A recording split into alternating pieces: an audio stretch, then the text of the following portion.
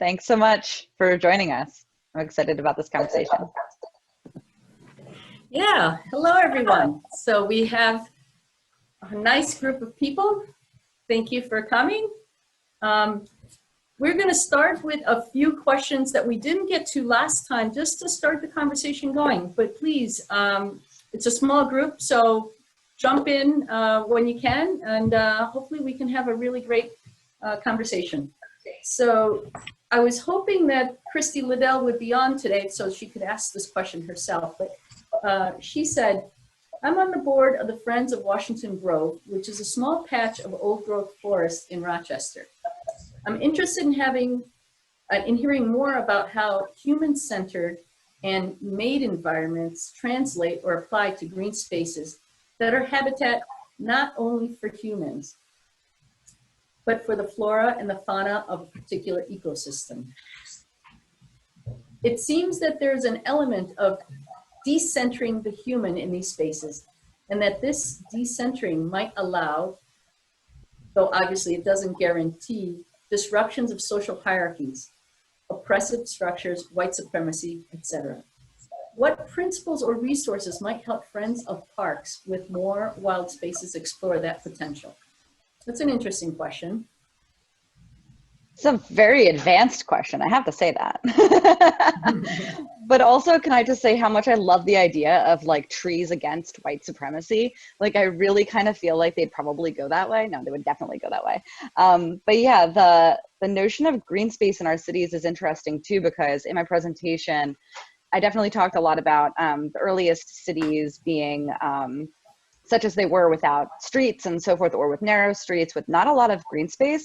And if you go to a lot of Mediterranean cities today too, that kind of natural way of viewing the urban environment was very much built, not natural. Even though, again, integration with nature is incredibly important, the city itself was small enough that the integration between nature and city was easy because you could hop from one to the other. Does that make sense? So it's an interesting kind of combination today to think about parks, and parks as a history within our urban environments is very interesting too, because they did start out as exclusive, reserved plots of land for the ruling classes to do things like pretend to hunt, you know, or to have pleasure strolls and things like that. And so it's only in very recent days that recent centuries time, that we've thought about having like the green space within an urban environment for the purposes of having access to that kind of natural area. What's interesting though with that is I think did she say it was an old growth forest? Is that right? Yes. I can't remember if I went there when I was in Rochester, so I apologize. But there's also this difference between sort of the like prescribed or formal green space and then informal or wild or older green spaces. And a lot of that just has to do with luck, you know, whether or not that was preserved while the built environment was being built around it. So it's very hard to sort of like insert that kind of authenticity unless you rewild certain areas, like say for instance along like a riparian, you know, a watershed, like along a river. So I'm very much in favor of that. It's also very necessary for human health, just in general.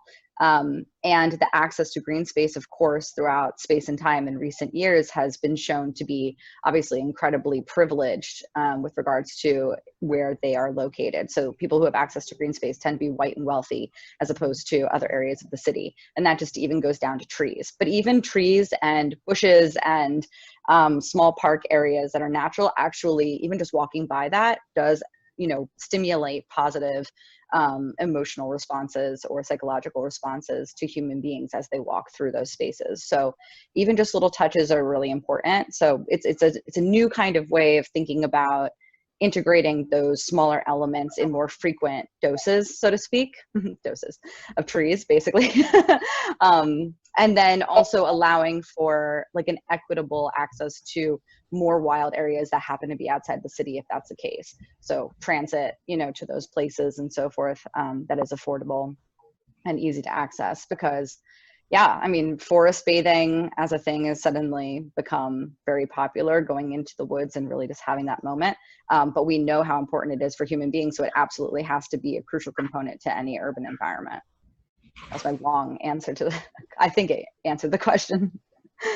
I found it interesting because we always see these wild spaces, and they're incredibly valuable when we can capture them within our urban footprint. So oftentimes we see a lot that's been undeveloped that has been allowed to kind of return to nature. And they become these little sanctuaries in the community, or should become, and hopefully we can look at them as such, you know, opportunities to create these sanctuaries. So that was really neat.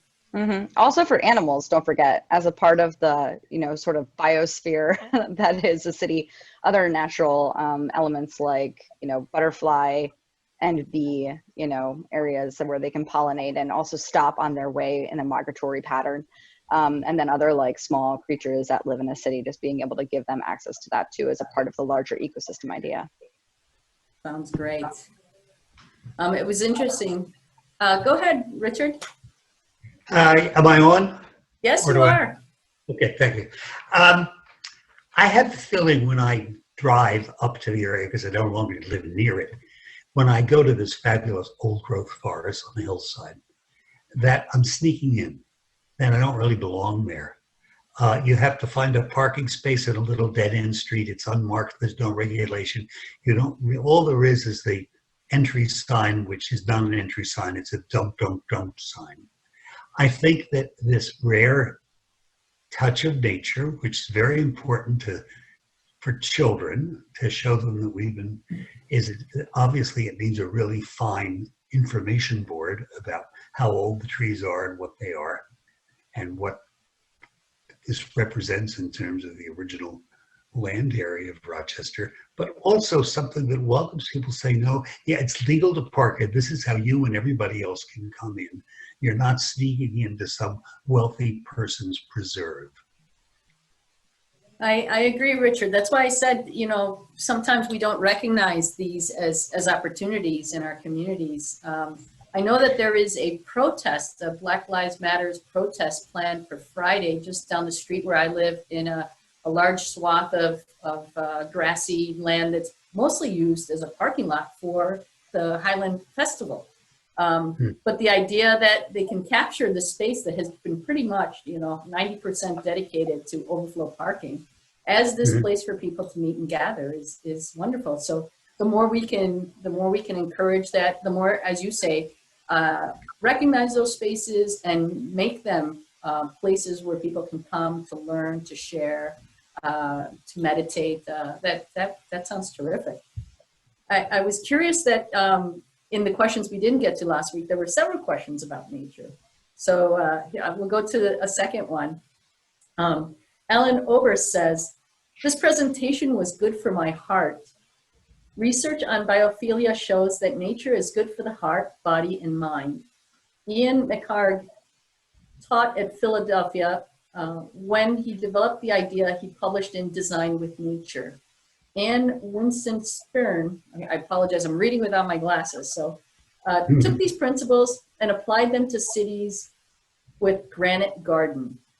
How does urban nature and ecology fit into your ideas? So I guess this is a kind of a specific question of how does this urban ecology relate to the work that you're doing, that you're trying to do, Katrina? Definitely a bit of an echo from the last answer, I suppose, but I should have also specified the concept of, you know, people are nature, like we are nature, right? And so there really shouldn't be any kind of separation. But in terms of also my personal experience with nature in particular, I actually grew up in incredibly rural areas and sort of suburban, but always up against like a natural area, like some sort of preserve or something like that, or like a, you know, stream bed, etc. And so I grew up climbing trees and not even knowing what a city really was and not really being exposed to that. So I came to the city with this understanding of natural areas more. And I think it's interesting that we have segregated that conversation out into something like a field, like landscape architecture, because again, I think that should just be integrated throughout all fields when it comes to cities, just like public health. You know, it's like, why is that its own sort of specialty? Like all these things need to start thinking in the same way together more so. because, you know, if you're not thinking of nature in the way that you do a city, then that's exactly the point, right? Like us as nature in our own natural environment that is built, but it is our own habitat. Like this is a new kind of a habitat. So yeah, it's a key component of it. Yeah. It was really funny because my son, when he was in grade school, used to talk about this kind of outdoor classroom that his school had given a name to. And he just raved about how excited he was to be able to go there and that, you know, what they did there. And so when we had an open house at his school, we asked him to take us there. And he took us over the, you know, little bridge across the creek and into this wooded lot next door to the school. Wow. And they just created a little clearing, and they used it in this way. And it was fascinating that these children found this to be such a unique experience. And my husband was blown away when he saw it, because he's like, we have that in our backyard, right? So again, lack of recognition of perhaps the need to access these spaces, and the fact that many people that have grown up in an urban environment, the urban jungle, the concrete jungle, don't have access to those spaces as sometimes we take for granted. So it's kind of interesting. The education space for that is really, really depressing, as a very specific like catalog of the way that we haven't thought of that before. And I've done research actually on children in playground environments for the purposes of making those environments better for children. And it's incredible how many, especially in Philadelphia, I mean, this is definitely a very hot topic here too, and a lot of other places, but so many schoolyards are literally just blacktop, and that's specifically in Black and brown communities. And so they just decided the easier thing to do was to pave it over. And there you have it. The kids just run around on hot blacktop, and you're like, who in their right mind actually thought that was a good idea? Like, it baffles me every time. Right. Easy to clean, but it doesn't really suit the purpose. So very interesting. Well, I'm hoping you guys are being way too quiet. I need to get you guys more engaged. One of the things I discovered as we are working on developing our Reshaping Rochester 2021 series is that we're seeing a lot of women claiming this space. You know, we had, you presented for us a few years ago. Last year we had another young woman talk about her experience being a minority architect. And as I'm doing this research, I'm finding all of these other people. For example, we were just speaking offline about Leslie Kern and her book, The Feminist City. So can you talk a little bit about this kind of emerging awareness on the part of women as they come into understanding that we do have the opportunity to change our space, maybe claim our space? Yeah, and it's interesting because also, so I know Kate's on this, hi Kate, and you're an anthropologist, and so you can, and in an education space, I'm sure you can also talk about the interesting influx of the male to female ratio in classrooms, and how especially in like social sciences, it's almost always been sort of this like predominantly female classroom, like majority 50%, but now we're also seeing that in urban planning and architecture classrooms as well, and just in colleges in general. Yeah. So yeah, Kate, I'm also curious about your thoughts on that.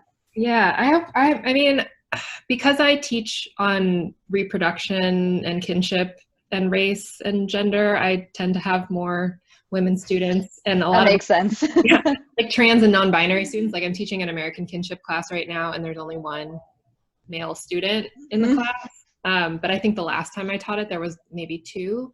And for some reason, I don't know if this is the same sort of in all anthropology programs, but I know there are more women anthropologists, like in the pipeline, students, undergraduates, graduate students. We tend to get like filtered out as you go higher in the ranks of anthropology. But our majors are predominantly women at U of R in anthropology. Yeah, it's way more women than men. And I'm not sure if the men are taking poli-sci and econ classes. Or if they're all just in the business school. yeah, or in STEM. I really have no idea. It's interesting, like once you're in the academy and you're in a department, like you become so siloed. Like I really have no idea what our poli-sci classes look like or what our STEM classes look like. But yeah, that's totally fair. And it's also interesting about, like you mentioned, when you go up the ranks, sometimes that tends to fall off. So I'm wondering about the numbers as they move forward with regards to as more sort of women and non-binary like folks get up into the higher echelons of like control, then suddenly they're able to keep more of those individuals, because architecture programs are a great example of this, where you get into the workplace, and the workplace in architecture is the same kind of hierarchical system that I talked about in the lecture, whereby, you know, there's a few partners at the top and they tend to have that implicit or explicit bias in the hiring process. So, you know, white males will jump ahead of women within the workplace, for instance. Everyone's expected to work way longer hours than they're actually supposed to, or what is healthy for a human being, because that's what makes it look good. You know, you get ahead. And then, of course, when women, if it is a woman and they become pregnant, then they oftentimes return to the workplace at like a lower pay rate than they did when they left, because of all of the other issues in the workforce just in general. So there's all these sort of like overlappings between like, yeah, these are, you know, universal like systemic issues, but also again, like it's stymieing the, you know, progress of urbanism having a greater level of influence. So what I find is interesting is a lot of women now are starting their own firms in different capacities, whether it's like urban design and architecture or whatever have you, and also becoming consultants. So myself, I am an absolute example of this. I've gone through multiple different careers in which it was an incredibly sexist environment, very discouraging, and I ended up butting heads with people after about a year. I was like, why does this keep happening to me?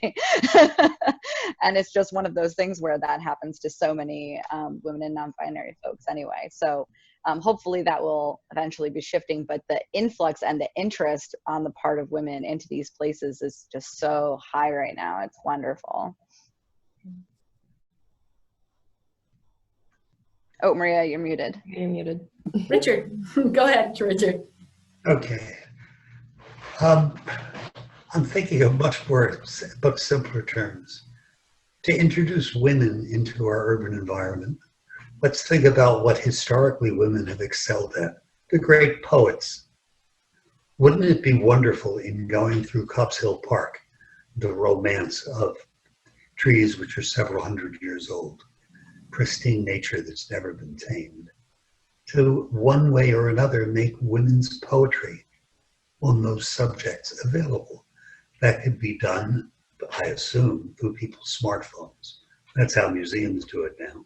You don't have any expense, and you don't have to deface the area with placards and signs. It can all be on their cell phones. It's the simplest way to introduce gender equality into the urban environment without having to wait for a whole new generation to evolve. Yeah, and that's also a part of it too, is, you know, individuals who are in charge of something, like let's say you're on a board, right? Look around the table and think about what is missing, you know, who exactly is not being heard in that capacity, and, you know, try and increase that in any way that you can, you know, by seeking people out. Or in urban environments, you know, same idea, like how can you promote individuals that are in the city that are, you know, especially women, if you want to focus on that, for instance. But I love that idea of, you know, that kind of intentionality and thinking about connecting all of these elements too. Street signs are a big one, as well as statues also. I think I may have said this, but only 2 statues in Philadelphia are to women who actually lived. And there's like 1,500 statues, you know, and there's only 1 to a person of color, which is a Black man. And so that's about it. So, and again, if you can't be what you can't see, you know, just like, yeah, that's a really big one. But of course, we've also learned that taking down statues is incredibly difficult in some contexts, although it should still be done. But yeah, that's another good one. And street signs are weird too. Not a lot of female like street names. It's mostly male in most cities. Or trees or fruit. Sorry. I like that you said we can't be what we can't see, and the power of mentorship or these kind of incidental kind of experiences that, can really give people the hope of becoming what they dream of becoming. So it's really interesting. I know getting back to talking about the workplace, I know for a fact, I mean, in architecture in particular, because it is generally a male-dominated field. When I went to school, I was 1 in 20, one woman to 20 males. By the time I left, we had seen this kind of surge of women discovering the field, because it's an amazing field. It's very balanced between art and math. And so it's a great skill set that I think women can be particularly adept to. That's why I went into it. But we see the great fall off of licensure, the amount of time that it takes between having this incredible investment in an education, and then the need to spend years working for somebody, and then for peanuts, and then applying for this rigorous exam, a multi-day exam.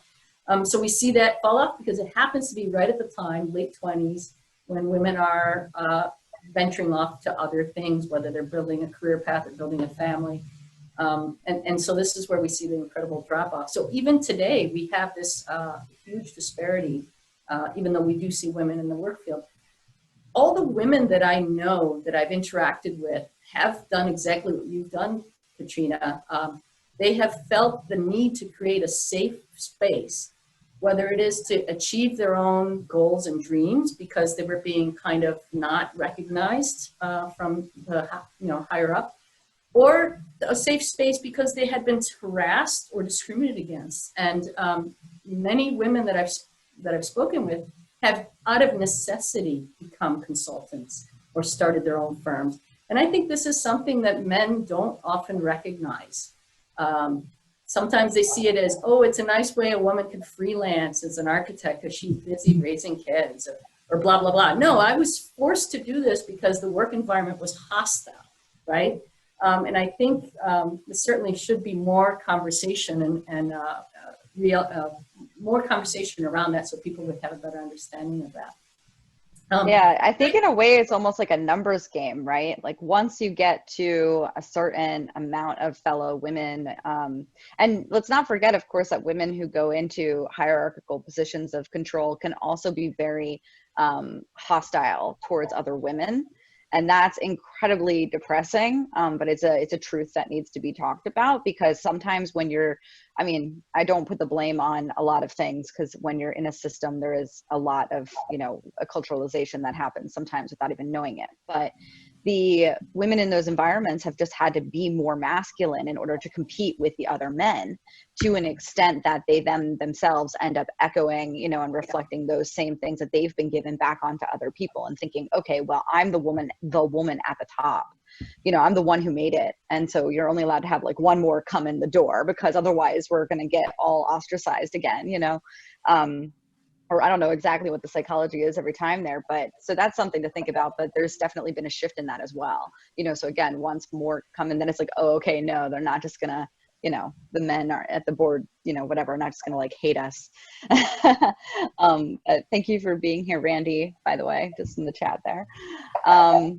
Yeah, so I think that's something to think about. But in terms of just the groundswell of people coming in who are of these different opinions, again, it's sort of the normalization. It changes the normal tone, like the baseline, and then that allows for a greater level of just sort of challenging in a way, I think, and then that's like the same as like a movement, same as like a social movement, same as just understanding diversity and having a greater level of equity. Once you talk about it, once it becomes something that everybody has experienced, it has a tendency to sort of raise the bar in that way. So same with the workplace, or same with the field of study. And actually, not to get into the weeds more with the anthropology conversation, but archaeology, I took, obviously I also took classes in archaeology, and I went on an archaeological dig to Cyprus, where I was in a Bronze Age Cypriot small town, like a shore of like a coastal town, that we were digging up. And, I thought about going into archaeology, but everybody that I saw in the field was a white male. And if it was a woman, it was a wife of an architect or of an archaeologist, and the two of them were partners on the same sites. And I had a partner at the time who was like in video games, right? And I was like, oh, can I do this? Like, am I gonna have to find an archaeologist's husband and go out, you know, and that's the only way you can do that. But it was incredibly intimidating to think about having that kind of sense of autonomy and having to travel to a different location or prove yourself in a different way. And for that reason alone, you know, even subconsciously, it was a little bit discouraging, and I shied away from that field and went into cultural anthropology and sociology, where it was full of women, right? So yeah. So here you are, lucky for us. Yeah. True. Kim, go ahead. Okay, so I want to shift back a little bit to, and especially because Richard's on the call right now, because one of the things I've been doing during COVID is like walking all over the place with my dog, and, you know, and experiencing the green spaces or lack of green spaces and the connectivity that comes from having blocks that are, or lack of connectivity that comes from having a block completely built out with a building so you can't even cut through mid-block.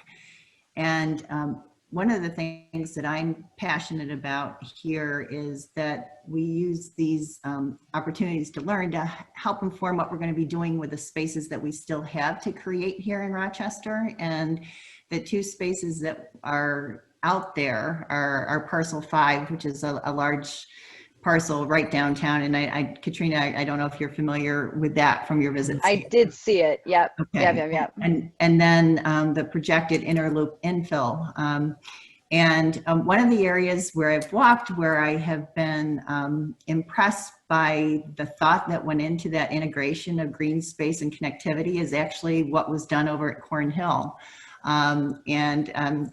If Richard's on the call, you know, it might make sense. He was very much involved with that process there. I mean, that was, and the scale of it is amazing to me that that was done. And it reminds me of the opportunity that we might have for Interloop North to do something to really create an integrated community with the green spaces, with the different housing styles, mixed income, mixed use, all of that.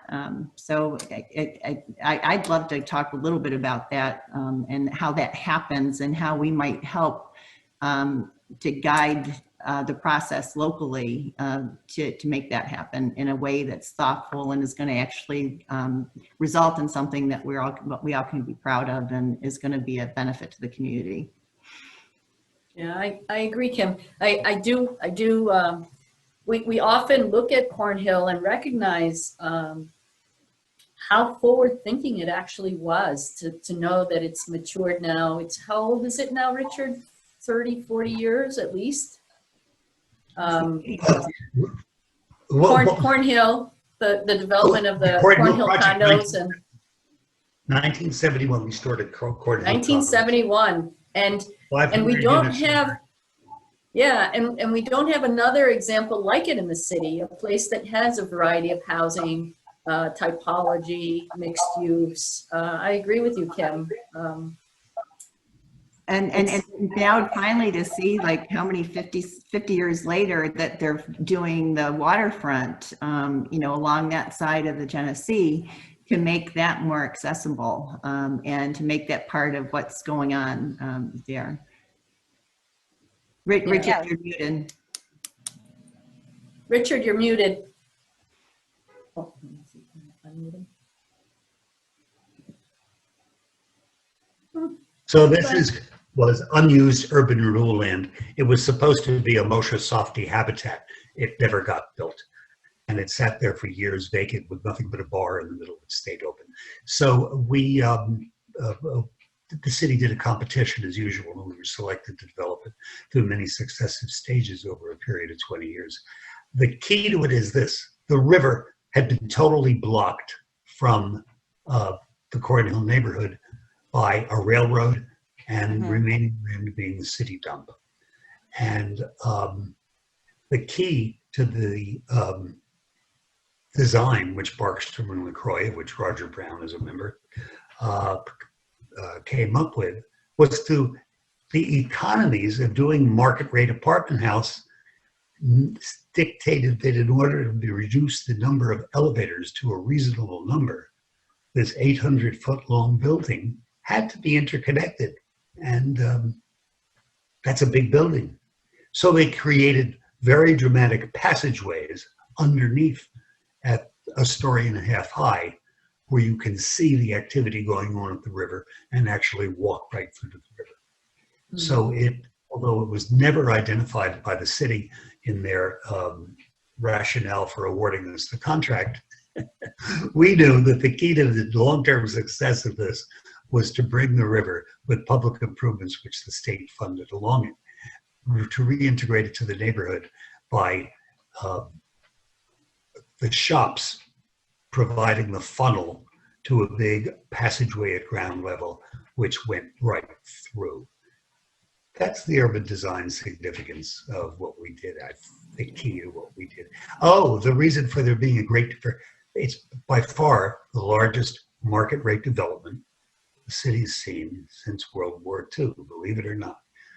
Since we didn't get public subsidies, which every other project in this city has, we had no choice but to build every single building type to capture the little markets where they existed. Double, singles, attached, detached, rental, sale. We have every apartment, house, and low rise. And that was purely because the public sector kept its nose out of it, and it was done by a bid process for the land with a design concept. So that's something I've never read about. We wind up with these massive projects, and I hate to say it, but I consider Union Street to be a massive project. The public can't tell the difference between one of these 4-story apartment houses and another. And they are each subject to the discipline of the state mortgage finance programs that made them possible.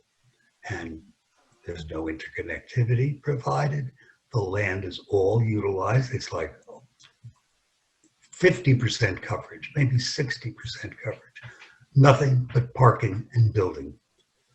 And that's just the tragedy, I think, of the fact that the market in Rochester is so weak that it's very hard to fund completely private sector development. Charlotte Square, the first one, is of course an exception to that. It has open space and mixed uses and things going on, but that's because of the vision of Nelson Lean, who's founder.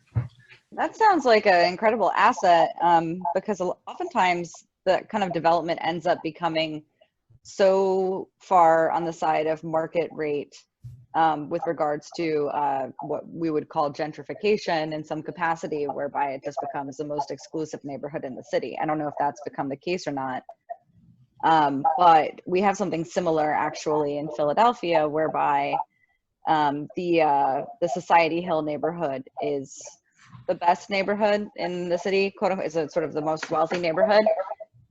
And it was redone in a way that allowed for very natural passageways that were car-free in between the blocks. So there's just really wonderful places to go to or to pass through. There's a lot of trees still retained.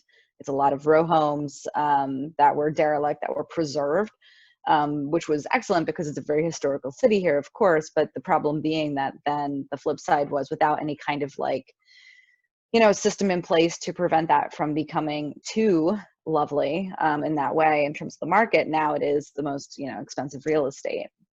So the people who get to benefit that are the folks that only can afford it, of course. And it used to be very diverse, and now it is one of the whitest neighborhoods as well. So it's sort of one of those that kind of provision. I think that's been a big problem in our cities, is not preventing the market forces to run wild in that way, or not preventing developers to just do like one kind of building or to do just one type of real estate when they're doing their development. I think that we need to be putting more measures in place to incentivize people to do all of these sort of ecosystem like thinking approaches to a city, because way more prescription from the top down in that way. Because otherwise, if you just leave it up to somebody who comes in who happens to be good, it's like what do you call that? Like a beneficial, like a benevolent dictator. Aha. So the benevolent dictator approach, which is like, oh, gee, great. Now we have somebody who actually has good intentions, who can do everything in a very prescriptive way. Like, we got lucky, but that's exactly what we're talking about when you're talking about developers and architects and even city government.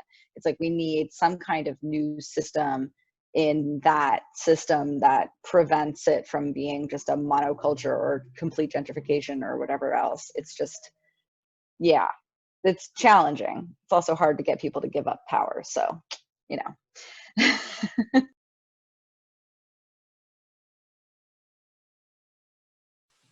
Richard's point that necessity was the mother of invention actually, led us to a better solution. So that's always a good lesson. But I want to take it back to the theme of this talk is, how would women shape space differently? You started your presentation last week with this history of how these early ancient civilizations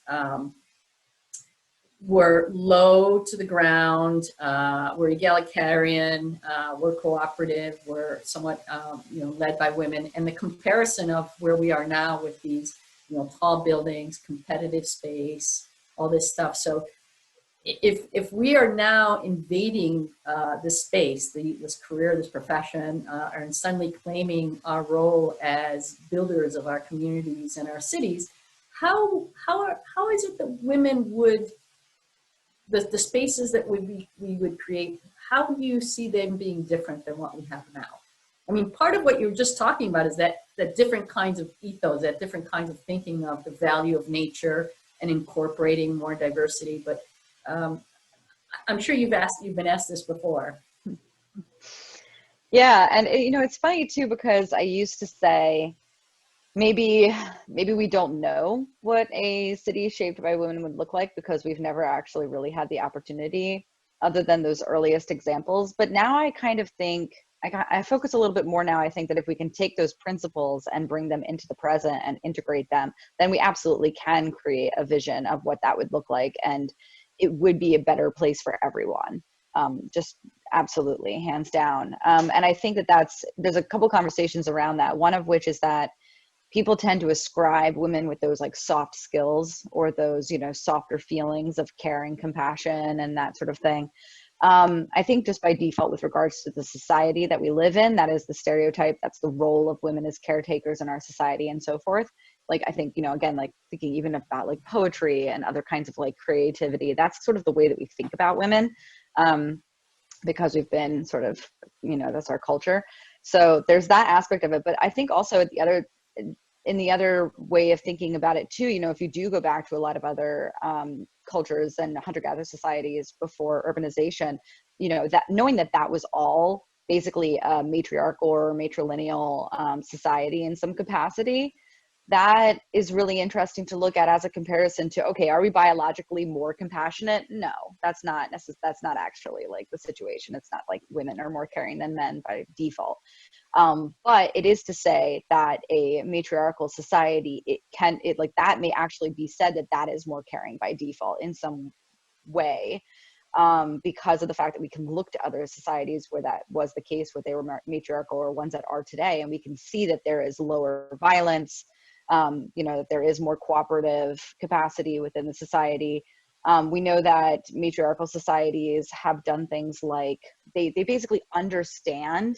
This is going to sound really bad, so I'm sorry, I'm kind of tiptoeing around this a little bit, but again, it's not necessarily that male-led society is always going to be the way that it is today, but it is a fact to say that it has gotten us to this point on this planet, because for thousands of years, male-led societies and cities and everything else that goes along with it has led to essentially war and destruction and climate crisis and the degradation of the natural environment and slavery and sexism and so forth. And there is something to say about that correlation. I think that you just have to say, you have to put it out there, right?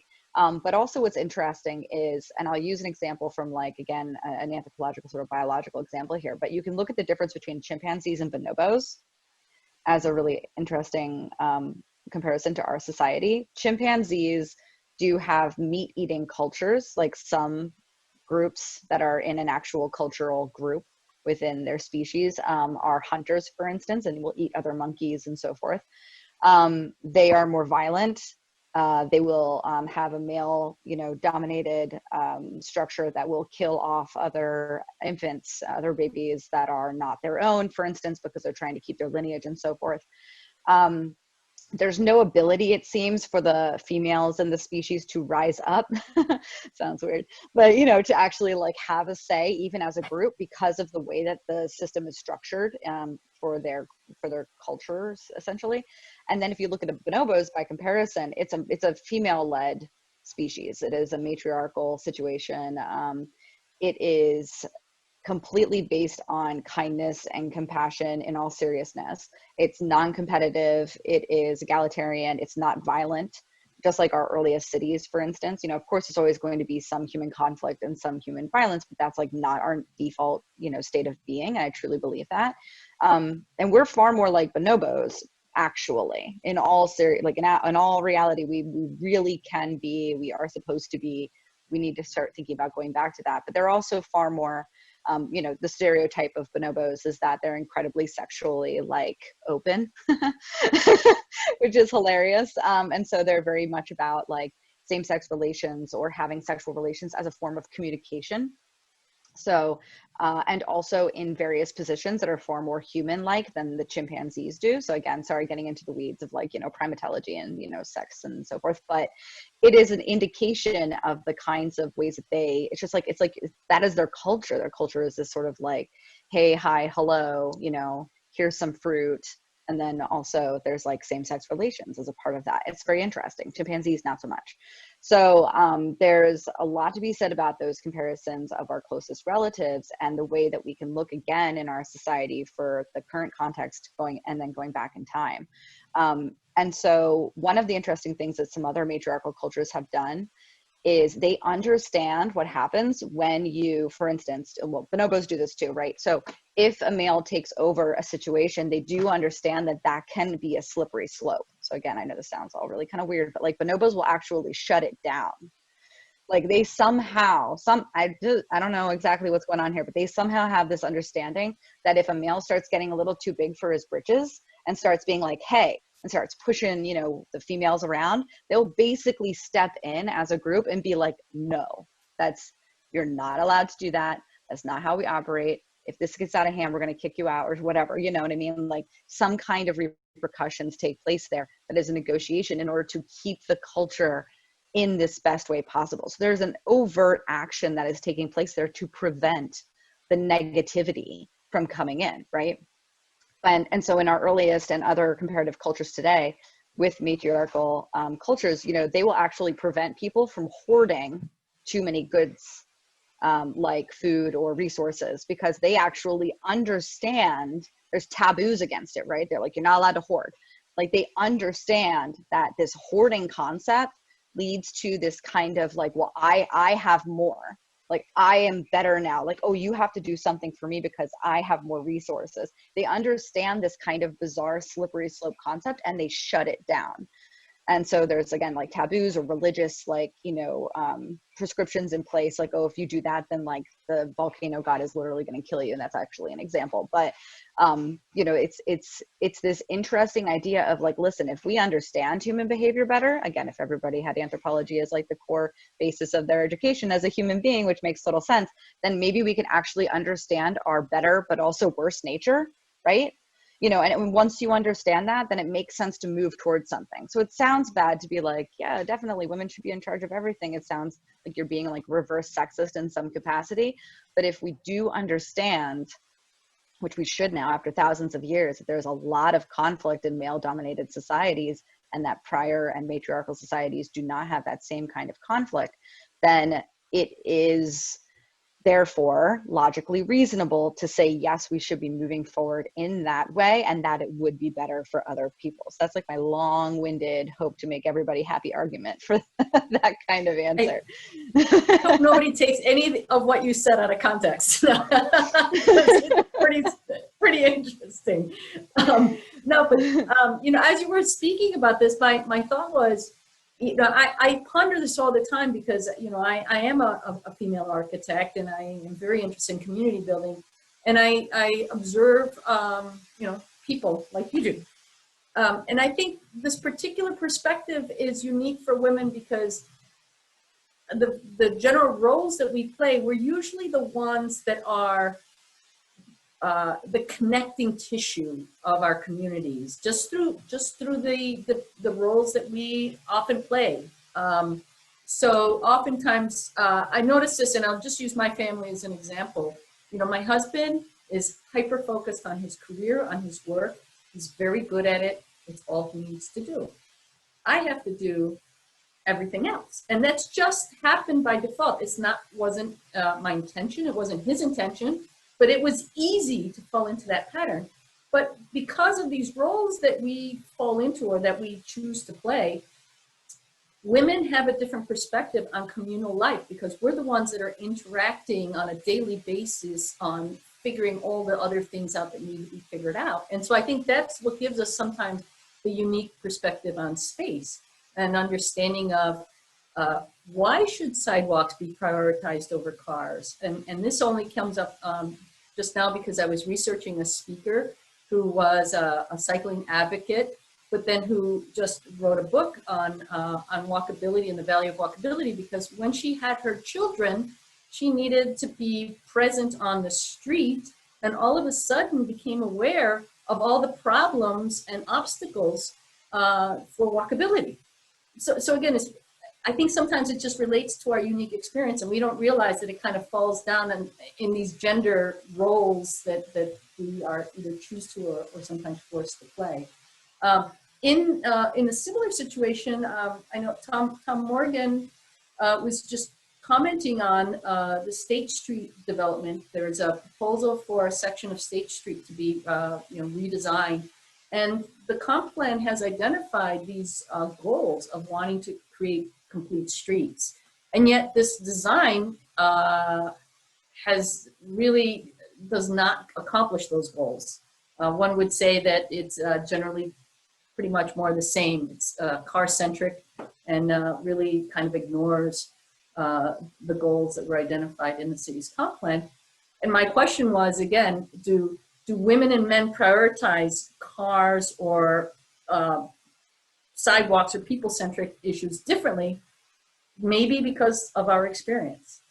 So what do you guys think about that? We need more comments from the peanut gallery. Oh yeah, sorry, I keep talking too. Any of you have any comments regarding, what do we need to move towards a more people-first policy that hopefully will help us build that connective tissue that we need to make our communities stronger and better?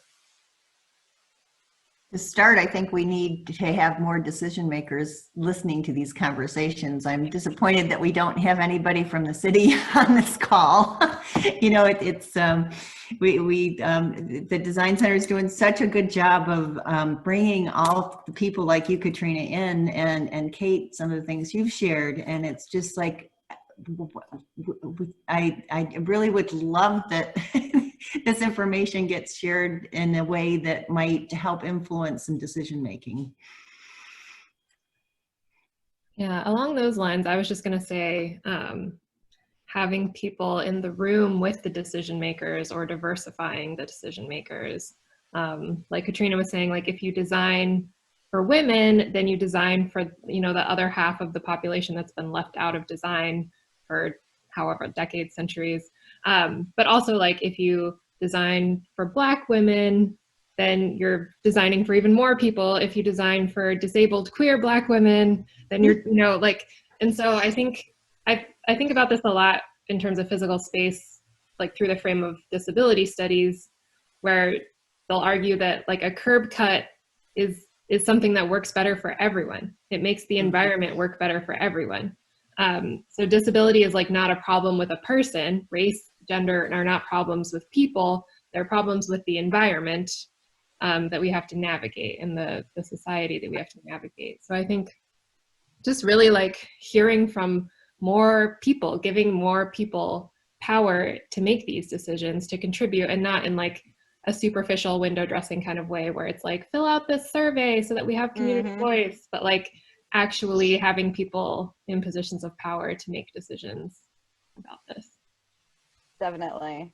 And also about like setting the standard, you know, like if, again, I mean, oh my God, I think a Black queer woman, non-able-bodied city would be the best city to live in ever. Basically, let's just put it like that. It's a little long, but we'll, you know, we'll work it out.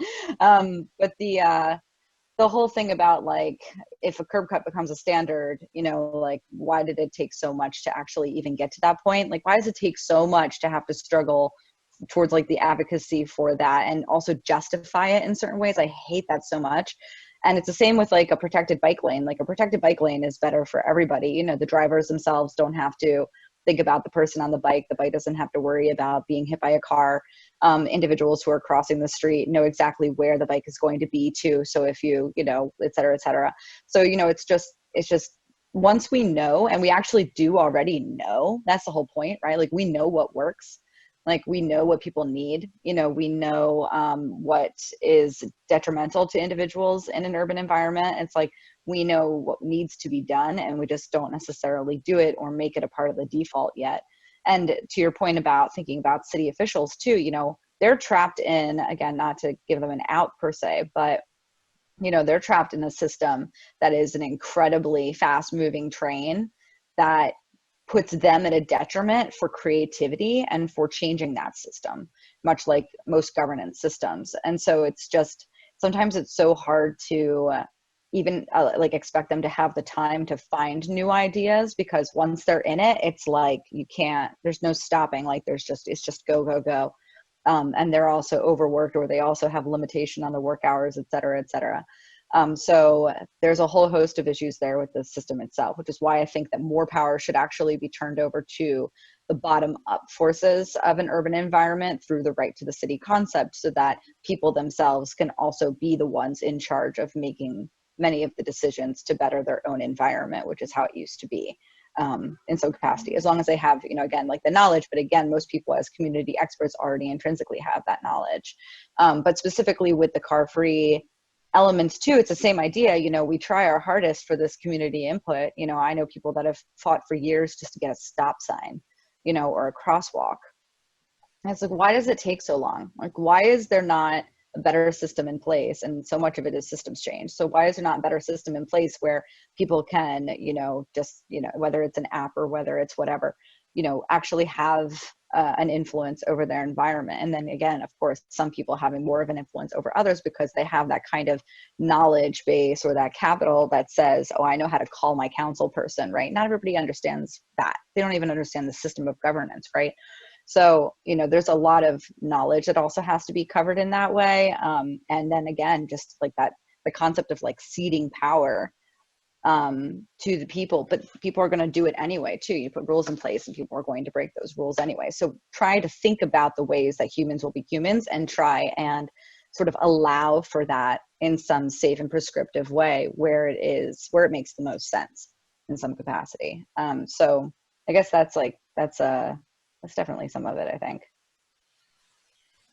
Well, you couldn't have set it up better for our closing statement. I would just say that you all know, you are all familiar with the work that we do here at the Community Design Center. We exist as a community resource. We exist to help educate people about those strategies, to help empower people to advocate for those grassroots types of efforts. So I want to thank you guys all for engaging in this conversation. I want to special thanks to Katrina for giving up another hour of her time to be here with us today.